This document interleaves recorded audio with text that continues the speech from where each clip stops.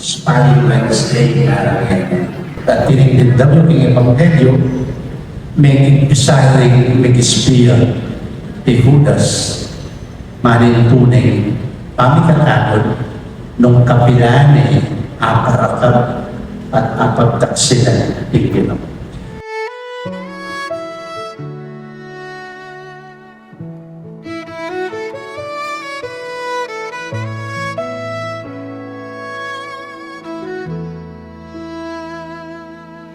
Ang buhay ay hindi lang puro saya. May mga lungkot at problema dapat harapin, kaano man ito kahirap.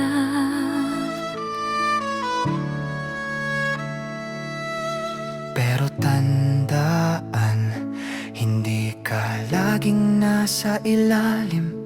Kasi ang buhay parang gulong na minsan nasa taas at nasa baba. At pag nasa baba, huwag kang susuko. Kasi ang buhay ay isang bilog na gulong na umiikot at di lang mananatili sa baba. Sa magulong mundo, ikaw lang Panginoon ang sandalan. Ikaw lang Panginoon ang sumbungan. Ikaw lang Panginoon ang taong masahan. Ikaw lang Panginoon ang di mang iiwan sa akin.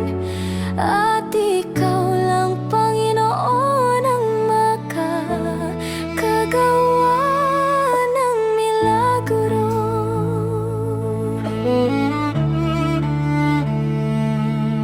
Minsan sa buhay, kung sino po minahal, inalagaan at pinakamahal, sila pa ang taong mang-iiwan at mananakit sa'yo. Sila pa ang taong gusto kang makita bumagsak matapos mo mabigay ang pangarap nila.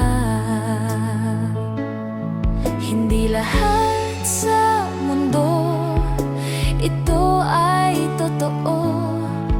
Ang pagmamahal kasi siya lang ang totoo. Ang pagmamahal sa atin.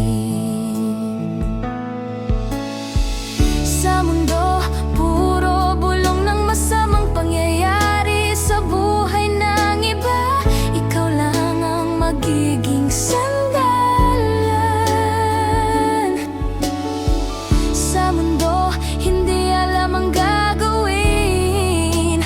Ikaw lang ang pag-asa. Nyapo kay magpro-liturhiya Spy Wednesday araw yan.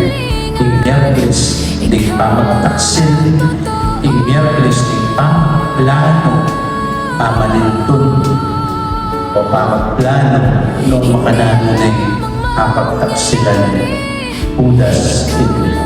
Ang kasiguraduhan. Sa magulong mundo, ikaw lang Panginoon ang sandalan. Ikaw lang Panginoon ang sumbungan. Ikaw lang Panginoon ang taong masahan. Ikaw lang Panginoon ang di mang iiwan sa akin. At ikaw lang Panginoon ang makakagawa ng milagro.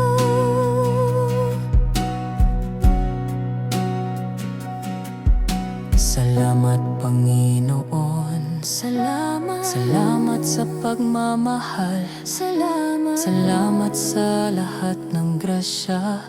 Mahal na mahal kita, Panginoon.